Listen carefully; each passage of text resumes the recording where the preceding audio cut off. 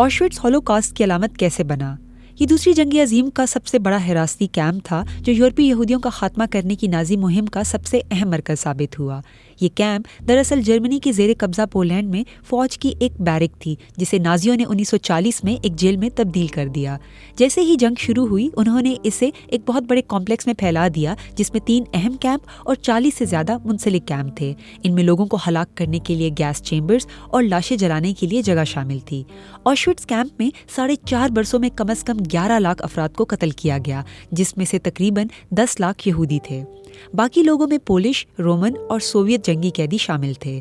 جب 1945 میں آشوٹس کو آزاد کرایا گیا تو صرف 7,000 قیدی باقی رہ گئے تھے، کیونکہ نازیوں نے اپنے جرائم پر پردہ ڈالنے کے لیے دوسرے کیمپوں میں ہزاروں کی تعداد میں قید لوگوں کو ڈیتھ مارچ کروایا۔